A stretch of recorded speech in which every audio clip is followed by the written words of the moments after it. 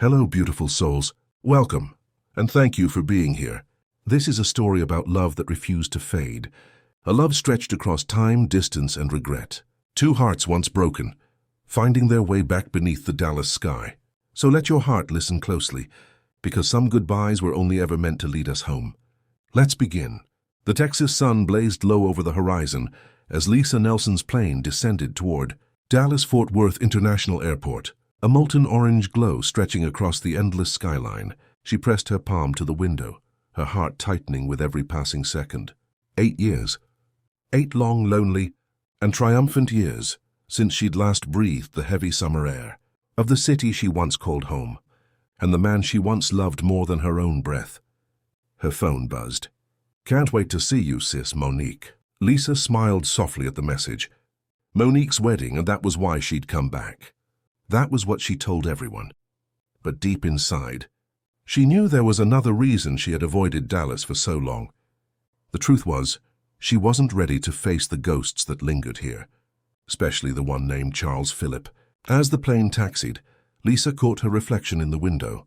Sleek, composed and professional. London had changed her. The tailored suits, the confidence in her posture, the way people at work called her Ms. Nelson with admiration. Yet behind the layers of success, something still ached, a hollow echo of the life she'd once imagined. By the time she reached baggage claim, the Dallas air hit her like memory itself, warm, thick, and familiar. Every scent, every sound tugged her backward in time. The way Charles used to hum while working on his old truck, the way his laughter rolled like a song through summer evenings. She had left that behind. She had left him behind. The drive to her family's home wound through streets she knew by heart. Except everything seemed newer, sharper and more distant. New buildings rose where old diners used to stand. But the oak trees still lined Maple Avenue, like sentinels of her youth, whispering the same secrets they always had. At a red light, she caught herself smiling at the thought of Charles again. The way he'd tilt his head when he listened, his thumb always tracing lazy circles on her wrist. She still remembered his words the night she ended things. "You think love is something you can schedule, Lisa? Something you fit in between success and safety?" She'd wanted to scream back that it wasn't about that. It was about survival, about not wasting her potential. But instead she had stood there, trembling, and let him walk away. The sound of that door closing still echoed in her chest. 8 years hadn't dulled it. Her family home was a whirlwind of wedding chaos, laughter, flowers, and last-minute details. Monique squealed when she saw Lisa and hugged her tight. "Look at you, London lady," she teased. "All posh and beautiful. You look like a woman with the world in her hands." Lisa laughed, hugging her sister back. Hardly. Just holding it together one deadline at a time. They talked for hours, about wedding decorations, about London, about old friends. But when Monique mentioned that Charles Phillip was on the guest list, Lisa froze mid-sentence. "He's what?" Monique blinked, surprised. "Oh, I thought you knew. Charles is on the city council now. He's doing really well. Mom invited him. You know, he was close with the family back then. He's helping Dad with the reception logistics." Lisa's throat went dry. Helping Dad? So he wasn't just coming. He'd be there, every day, every event. That night, lying awake in her childhood bedroom, Lisa stared at the ceiling. She could almost hear his voice. Low and steady.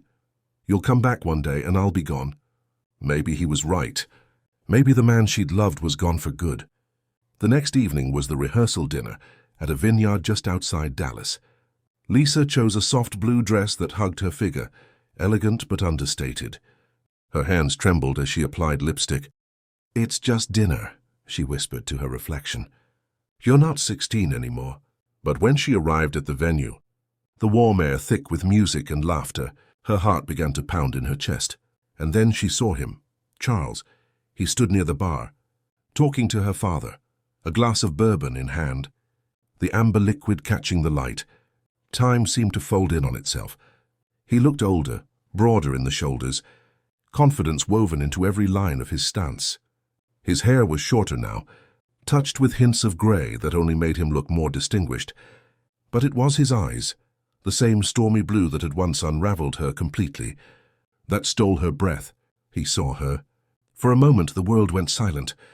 The clinking glasses, the laughter, the music, all faded into a distant hum. His gaze lingered on her face, unreadable, cool. Then he nodded once, polite, detached, and turned back to finish his drink. Her chest ached. So that's how it is. Later, she gathered her courage and approached him. "Charles," she said softly. He turned, his smile polite but guarded. "Lisa Nelson.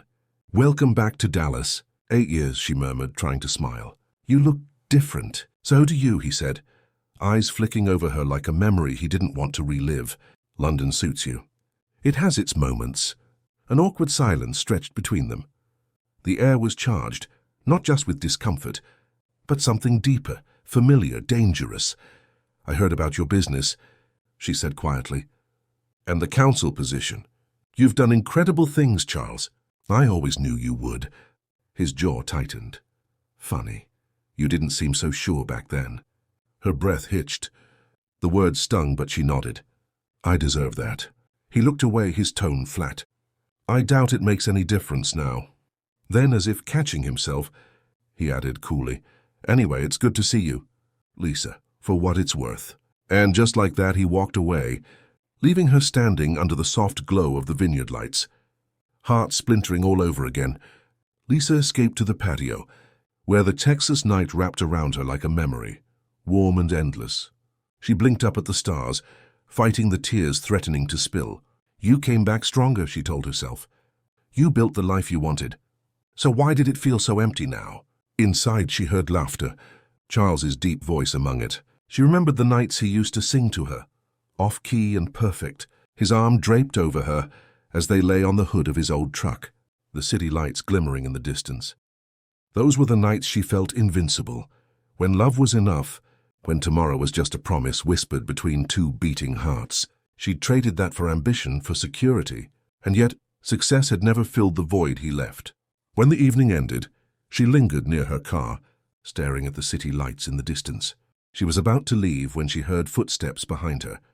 Charles's voice broke the silence. "You're still doing that thing." She turned, startled. "What thing?" "Staring off at the skyline like you're trying to memorize it." He stopped a few feet away, his expression softer now, though his tone carried that familiar edge. "Always looking at something you're about to leave behind." She swallowed.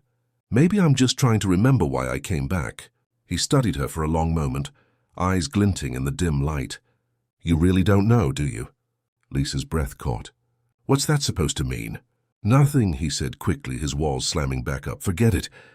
But she couldn't. The air between them buzzed, half resentment, half raw attraction. She wanted to reach for him, to say everything she hadn't 8 years ago. But her courage failed her. Instead, she whispered, "It's good to see you again, Charles." He looked at her, eyes unreadable, then gave a curt nod. "Good night, Lisa." He walked away, his footsteps echoing across the gravel, leaving her standing in the glow of the streetlights, heart hammering against her ribs. As Lisa drove back home, tears blurred her vision. She pressed a trembling hand to her mouth, stifling a sob. He had moved on, or at least that's what he wanted her to believe. And maybe he had every right. She had broken him once, and now she could feel the price of that choice clawing its way through her chest. Dallas had changed, so had he. But her heart still recognized his every heartbeat like it was her own. When she finally reached home, she sat in her car for a long time, staring at the quiet house, unable to move. The scent of Texas rain drifted in through the cracked window, soft and familiar. She closed her eyes and let the tears fall freely. Maybe fate is cruel, she thought, or maybe it's giving me one last chance to make things right. Morning sunlight spilled through the Nelson family's kitchen windows, glinting off crystal vases and ribbons scattered across the table. Lisa stood by the counter, stirring coffee she didn't really want, her mind replaying the night before in agonizing detail. Charles's voice, cold but steady, his eyes that flicker of emotion he tried so hard to hide, the quiet good night that had felt more like goodbye. She pressed her lips together, trying to steady the ache. She'd told herself she was over him, but seeing him again had reopened something raw and fragile inside her, something that refused to stay buried. "Girl, you look like you've seen a ghost," Monique teased, bursting into the kitchen in a swirl of satin and energy. "What's with that face?" Don't tell me the rehearsal dinner wore you out already. Lisa forced a smile. Just jet lag. London time still messing with me. Monique gave her a look. That big sister knows everything kind of look. Even though Lisa was technically older. Jet lag, huh? Or is it the Charles Phillip effect? Lisa blinked. What? Oh, come on. You think I didn't notice the way you were staring at him last night? I swear. If tension were flammable, that vineyard would have gone up in smoke. Lisa tried to laugh, but it came out shaky. You're imagining things, am I? Monique leaned against the counter. He's single, you know. And apparently, the city's most eligible bachelor. Mom keeps saying he's been in the paper for some charity thing. Council meetings, business expansions, you name it. Lisa's chest tightened. Good for him. Good for him, Monique echoed with disbelief. Girl, you're the one who dumped the man, not the other way around. Don't act like you don't care. I didn't say I didn't care, Lisa whispered, staring down at her coffee. I just made a choice, and I have to live with it. That evening was the rehearsal dinner. A more formal affair with champagne, fairy lights, and laughter echoing through the lush garden of the Nelson estate. Lisa arrived early, dressed in a flowing white dress that brushed her knees and shimmered softly in the light. She told herself it didn't matter if he was there. She was here for Monique, for family. But when Charles walked in, navy suit, crisp shirt, a hint of cologne that drifted across the room like a memory, her composure cracked all over again. He spotted her almost immediately. Their eyes locked, and the world seemed to tilt slightly, as if the air itself leaned toward him. But this time he didn't look away. Lisa, he greeted her with a nod, his tone polite, controlled. But the way his gaze lingered told another story entirely. Charles, she managed a soft smile. You look well. So do you, he said, his voice steady, but his eyes flicked down her figure. Quick, uninvited and electric. Before she could reply, one of the event planners called him over to discuss table arrangements. She watched him walk away, shoulders squared, posture perfect. Everything about him screamed confidence, composure, success. But underneath it all, she sensed something else, a shadow of the man who used to hold her, like the world was about to end. Hours passed in a blur of conversation and music. The air buzzed with warmth and laughter. But every time Lisa looked up, she caught Charles's eyes on her. Brief, intense, then quickly diverted. When the dinner ended and most guests had drifted away, she stepped outside to the patio for some air.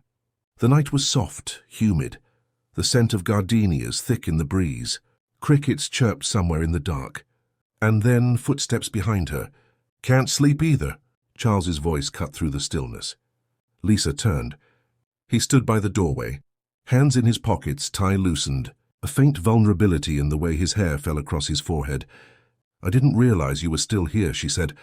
Couldn't leave, he admitted quietly. Your dad wanted to talk business. He smiled faintly, then his gaze softened. You always used to sneak outside at parties, said the stars were better company. She smiled, remembering. They still are. They stood in silence for a moment, not awkward but heavy, charged. You've done well for yourself, she said finally. The city council, the business, I'm proud of you, Charles. His expression flickered, something sharp cutting through the calm. Are you? Or are you just surprised? Her heart sank. That's not fair. Neither was the way you left. His words came out low but hard. You didn't even give me a chance. You said I wasn't where you needed me to be yet, that you couldn't risk your future on a man who was still figuring his own out. She looked down, shame flooding her chest. I was young, Charles. Scared. I didn't know how to build a dream without losing myself in someone else's. He took a step closer, voice trembling slightly now. And did you find yourself? Lisa met his gaze. I found success. I found independence. But I never found peace. The confession hung between them, raw and trembling. Charles exhaled, looking away. You think you can just come back here after 8 years and say things like that? Like nothing happened? No, she said softly. I came back for my sister's wedding, but seeing you, it reminded me of everything I lost. Everything we lost. The silence between them crackled like heat lightning. Charles's jaw tightened, his hands balling at his sides. You hurt me, Lisa. I know, she whispered, and I'll carry that forever. For a moment, neither of them spoke. Then, almost against his will, he stepped closer. so close she could feel the warmth of his breath against her skin. "God, you haven't changed," he murmured. "Neither have you," she breathed. Their eyes locked, and suddenly the years fell away. The world shrank to the space between them. Charles reached up, brushing a strand of hair from her face. His touch was hesitant, trembling. "You used to wear your hair like this," he said quietly. "Drives me crazy that I still remember." Her breath caught. "Then don't remember." "I can't," he said. "I never stopped." The words hit her like a storm. She blinked back tears, her voice shaking. "Then why are you so cold?" He laughed bitterly. "Because it's easier than admitting I still love you." For a heartbeat, everything stopped. The wind, the sound of the night, her own breathing. Then his hand dropped and he stepped back, eyes glistening. "Good night, Lisa," he said softly. "Before I say something we'll both regret." He turned and walked away, leaving her standing on the patio, shaking. Her heart pounding so hard she could barely breathe. That night, Lisa couldn't sleep. She lay in bed staring at the ceiling, her chest tight. The sound of his voice, the heat in his gaze, it haunted her. She got up and went to the window. The city stretched out before her, glowing with lights. Somewhere out there, Charles was awake too. She could feel it. Meanwhile, across town, Charles sat on the edge of his bed, tie discarded, shirt half unbuttoned. The bourbon on his nightstand sat untouched. He ran a hand through his hair and let out a long, shaky breath. Lisa Nelson. The name alone could unravel him. He'd built an empire, climbed his way into respectability, power, stability, all the things she once said she needed. But standing in front of her tonight, he'd realized none of it meant a damn thing if she wasn't part of it. Still, the fear lingered, that if he let her in again, she'd leave just the same. He stared out at the Dallas skyline. "You don't get to do this to me twice," he muttered to the empty room. But even as he said it, he knew it was already too late. The next morning, fate had its cruel sense of humor. Lisa arrived at the wedding venue early, helping Monique with floral arrangements, only to find Charles there, sleeves rolled up, carrying boxes with her father. Their eyes met across the aisle. Both froze. Monique laughed, oblivious. "Oh, good. You two can help hang the lights together. Don't kill each other." Charles gave a low chuckle. "Wouldn't dream of it." Lisa forced a smile, but her pulse was racing. As they worked side by side in uneasy silence, their hands brushed over a strand of fairy lights. A spark, literal or not, shot through her fingers. She looked up, met his eyes. For a moment, neither spoke. Then Charles whispered, "Careful, Lisa, you're playing with fire." She held his gaze. "Maybe it's time I stopped being afraid of getting burned." His lips curved into the faintest, most devastating smile she'd ever seen. And in that fleeting second, beneath the soft hum of lights, the scent of flowers, and the Dallas sun warming their faces, something inside both of them shifted. The frost had begun to melt. The morning light in Dallas came soft and golden, pouring through lace curtains and spilling over the chaos of wedding preparations. The house buzzed with voices and laughter, but Lisa felt detached from it all, floating in some quiet space where memory and longing refused to let her go. She had barely slept. Every time she closed her eyes, she saw him, Charles, standing under the fairy lights, that half smile on his lips, that low voice that still made her heart skip. "Careful, Lisa, you're playing with fire." He was right, but it was a fire she had never truly escaped. By noon, the rehearsal had begun at the lakeside venue. The sky shimmered an endless blue, the water glittering like liquid glass. Lisa arrived early, wearing a soft blush dress that fluttered in the warm wind. She busied herself with seating cards, avoiding her reflection in the lake, because she already knew what she'd see, a woman trying desperately to stay composed while her heart tore itself open. "Need a hand?" The voice came from behind her, calm, deep, achingly familiar. She turned, and there he was again, Charles Phillip, white shirt rolled at the sleeves, the afternoon sun catching the faint stubble on his jaw. Lisa froze. "You don't have to help. I've got it." He smirked slightly. "Maybe I want to." The tension between them was subtle but heavy, like the air before a storm. They worked side by side, silent at first. The only sounds were the wind, the soft slap of water against the dock, and the occasional rustle of paper. Finally, Lisa spoke. "I heard your company got that new downtown project." He nodded. "We did. A new community center near the West District." "That's amazing, Charles." His voice softened. You always said I should do something meaningful with my work. I guess I took your words to heart." Lisa looked up, eyes glistening. "You listened even after she stopped." He met her gaze. "After you broke mine?" Her throat tightened. "Yes." Charles looked away toward the lake, his voice quiet but steady. "You know, I used to come here after you left. Just to think. I'd sit on that dock and ask myself what I did wrong. Whether I wasn't ambitious enough, whether loving you wasn't enough." Lisa's chest ached. "Charles." He turned back to her, eyes dark with emotion. "You leaving lit a fire in me. Every sleepless night, every deal I fought for, it was all because of you. I wanted to prove I could be the man you didn't believe I'd become." She blinked back tears. "I never doubted you'd become him. I just didn't know how to stay and believe in myself, too." Something in his face softened, the bitterness giving way to quiet ache. "You know what's funny? Even after all this time, when I think about the happiest moments of my life, it's still you, us, that old truck. Late-night coffee, your laughter in the rain. You left, but the memories stayed." Her eyes shimmered, and they haunted me too. Every single one. They stood there, the world fading around them. Two people suspended in the fragile stillness of a love that had never truly died. Later that afternoon, Monique's fiancé called everyone for a quick lunch break. Charles volunteered to grab extra supplies from his truck, and without thinking, Lisa offered to help. The drive to the nearby store was quiet at first. The radio hummed softly, the air between them thick with words unsaid. Finally, Lisa broke the silence. "Why did you stay single all these years?"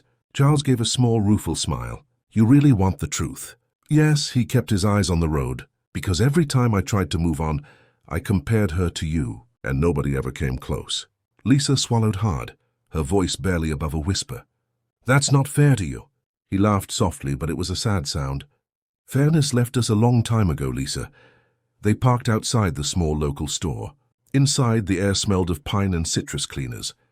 They walked the aisles in silence until Lisa stopped beside the window, her hand brushing the edge of a bouquet display. "You know, when I first got to London, I kept thinking I'd call you, just to tell you I missed you. But I couldn't. Because if you'd said you'd moved on, I don't think I could have handled it." Charles stared at her, something raw flashing in his eyes. "And if I told you I never did?" Lisa's breath caught. He took a step closer. "What if I told you that no matter how much success I found, it all felt empty without you in it?" Her heart was racing. "Then I'd tell you I feel the same." He hesitated for only a heartbeat before closing the distance between them. His hand lifted to her cheek, trembling slightly. "Lisa." She looked up at him, eyes glassy. "You're not the only one who never stopped loving." That was all it took. Their lips met, slow, hesitant, then desperate. 8 years of longing exploding into that single moment. The kiss deepened, raw and consuming. It wasn't polished or planned. It was real, full of everything they'd been too proud to say. When they finally pulled apart, breathless, Lisa pressed her forehead against his. "God, I missed you." He laughed softly, voice hoarse. 8 years too long. For a moment, neither of them moved. The hum of the air conditioner, the distant buzz of traffic, it all faded. There was only them, and the unspoken truth between their hearts. They had never truly let go. By evening, the sky turned the color of melted amber as they returned to the venue. The rehearsal had ended, but Charles lingered, offering to help her pack up decorations. As they worked quietly under the fading light, Lisa said softly, "Do you ever think about what could have been?" "All the time," he admitted. She smiled faintly. "Sometimes I dream we never broke up. We got married young, probably struggled a bit, but we'd be happy. You'd still build your empire. I'd still have my career, just together." Charles looked at her, eyes shining. "Maybe that's still possible." She froze. "You mean?" "I mean, maybe we don't have to keep living in the past. Maybe this is our second chance." Lisa's heart thudded in her chest. "You really believe people get those?" He smiled softly. "You're standing in front of me, aren't you?" Something inside her melted completely. She didn't fight the tears this time. "I thought you hated me." "I tried to," he said honestly. "But you can't hate the reason your heart still beats." Her breath hitched, tears spilling freely now. "Charles." He reached out, brushing them away gently with his thumb. "Don't cry, sweetheart. not over what's already forgiven. The word sweetheart broke her. She leaned into him and he pulled her close, holding her like he used to. Strong arms, steady heartbeat, that familiar scent of cedar and warmth. For the first time in 8 years, she felt home. Later that night, they found themselves walking along the lakeshore, the moon high above them. The air was cooler now, a soft breeze rippling through the water. "Remember the night we got caught in that thunderstorm?" Lisa asked, smiling through tears. Charles laughed. "You wore those white sandals that broke halfway through. We had to run barefoot all the way back to my truck. And you said, 'Maybe the universe is washing us clean.'" He looked at her, his expression tender. "Maybe it's doing that again tonight." Lisa stopped walking, turning to face him fully. "Charles, if we do this, I don't want it to be out of nostalgia. I don't want to repeat the same mistakes." He stepped closer, his voice low and earnest. "Then don't run this time, stay. We've both built our dreams. Lisa, maybe now it's time to build something together." Her heart ached, not with pain but with the kind of hope that terrified her. "You'd really give me another chance?" "I think we both need one," he said softly. And when he kissed her again under the moonlight, the world seemed to hold its breath. The kiss wasn't rushed. It was slow, reverent, like rediscovering a language they both once spoke fluently. His hands framed her face. Hers clutched at his shirt. The air around them shimmered with something sacred, forgiveness, desire, and the fragile beauty of beginning again. When they finally pulled away, tears glistened in her eyes. Lisa whispered, "Maybe love doesn't die. Maybe it just waits." Charles smiled, resting his forehead against hers. "Then I've been waiting a long time, sweetheart." And beneath the silver light of the Dallas moon, their hearts remembered what their minds had tried so hard to forget, that some loves aren't meant to end. They're meant to find their way back. The morning after their kiss, the world felt softer, quieter, as if Dallas itself had exhaled. Sunlight spilled across the Nelson family garden, painting everything gold. Birds sang. The air smelled of rain and roses. But Lisa's heart was far from calm. She sat on her childhood bed staring at her phone. The screen showed an unanswered message from Charles, just 4 words, "We need to talk." Her fingers hovered over the keyboard, but she didn't reply, not yet. Because beneath the warmth of last night's confessions, fear had begun to whisper again, the same fear that made her leave 8 years ago. What if they were just 2 ghosts chasing memories? What if this love was a beautiful mistake reborn too late? A knock interrupted her thoughts. "Lisa, you in there?" It was Monique, radiant even in her dressing gown. The wedding was only hours away, but she still had time to notice everything. Lisa opened the door. "Good, you're up," Monique said, stepping in with a cup of coffee. "You look somewhere else." Lisa smiled weakly. "Just tired." Monique tilted her head. "Is it Charles?" Lisa froze. "Why would you say that?" Her sister laughed softly. "Because I saw you 2 last night by the lake. You think I wouldn't recognize that look? Girl, I've known you my whole life. You used to look at him like he was the only person on earth." Lisa sank onto the bed, rubbing her forehead. "It's complicated." "Love usually is," Monique said gently, sitting beside her. "But complicated doesn't mean wrong." Lisa looked at her sister's wedding dress hanging by the window. Lace, soft ivory, shimmering in the light. "I hurt him once," she whispered. "And I don't know if I deserve to make it right." Monique squeezed her hand. "Maybe that's exactly why you should." Later that morning, Lisa wandered out to the garden to clear her head. The house buzzed with last-minute chaos. Hairdressers, caterers, laughter. But she slipped away quietly. Barefoot on the dew-soaked grass, she found Charles near the gazebo, talking with her father. He looked composed, focused. But his eyes flicked toward her the moment she appeared. When her father left, Charles turned to her.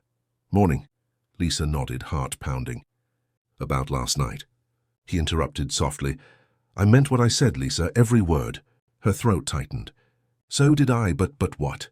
His voice was calm, but there was something fragile beneath it. The quiet fear of a man who had once been broken. She looked away. What if this is just nostalgia? What if we're mistaking the past for something that doesn't belong to us anymore? Charles stepped closer, his expression unreadable. "Do you really believe that?" "I don't know," she whispered. He took her hands, firm but trembling. "Lisa, we both built our lives trying to fill the same empty space. I tried to forget you with work, money, success. but none of it mattered when I couldn't share it with you." Her eyes filled with tears. "And I spent years pretending I was fine. London was beautiful, but I was lonely. Every promotion, every flight, every quiet Sunday morning. I kept wondering what would have happened if I'd just stayed." Charles's jaw tightened, his voice raw. "You think I didn't wonder the same? Every time I passed that diner we used to go to, every time I drove past the old park, it was you, Lisa, always you." Her tears spilled over. "Then why does it still feel like we're standing on a cliff?" He took a breath, his thumb brushing her knuckles. "Because we are, but maybe this time we jump together." Hours later, the ceremony began. The lakeside was a dream, rows of white chairs, flowers draped in soft blush and cream, the sky painted with streaks of orange as the sun began to lower. Lisa stood by Monique's side holding her bouquet, smiling as her sister walked down the aisle. But her heart was a storm. Every vow spoken reminded her of what she'd lost, what she still wanted. When Monique said, "I promise to choose you, every day for the rest of my life," Lisa's vision blurred. Because that was all she'd ever wanted, to choose and be chosen, without fear, without conditions. And suddenly she knew. This wasn't nostalgia. It was love, still alive, still waiting for her to be brave enough to claim it. After the ceremony, as laughter and music filled the air, Lisa stepped away to breathe. The evening had turned dusky and soft, fairy lights twinkling across the lake. She spotted Charles standing near the edge of the crowd, watching her. His expression was unreadable, but his eyes said everything: hope, pain, love. She walked toward him, her heart pounding. "We can't keep dancing around this," she said softly. He exhaled. "You're right." Lisa took a shaky breath. "I don't want to run anymore." Something broke in his face, a quiet relief, like sunlight after rain. He stepped forward, voice trembling. "Lisa, I tried to hate you. God knows I tried. But every time I looked at someone new, I saw your eyes. Every time I succeeded, I wished you'd been there to see it. And now you're here and I just—" He stopped, emotion choking his voice. Lisa reached up, brushing away the tear that slipped down his cheek. "Then don't stop, say it." His gaze burned into hers. "I love you." I never stopped. Her breath hitched, a sob catching in her throat. "And I've been loving you in silence for 8 years. I'm done pretending I don't." They stood there, tears shining, the world spinning around them. And then he pulled her into his arms. Their lips met again, deeper this time, not desperate, but certain. It was the kiss of two people choosing each other all over again. When they finally broke apart, laughter and cheers rose behind them. Monique had seen, and the crowd erupted in knowing smiles. Charles chuckled softly against her hair. "Guess we just made it official." Lisa laughed through her tears. "What will people say? That I finally got it right." Later that night, after the last song had played and the guests began to drift away, Lisa stood by the lake once more. The moon reflected on the water, shimmering like silver silk. She heard his footsteps before she saw him. Charles approached slowly, holding something in his hand, a small velvet box. Her heart stopped. "Charles," he smiled faintly, nerves flickering behind his eyes. "I told myself if I ever got a second chance with you, I wouldn't waste a single moment." Lisa's breath trembled. "You don't have to, I want to."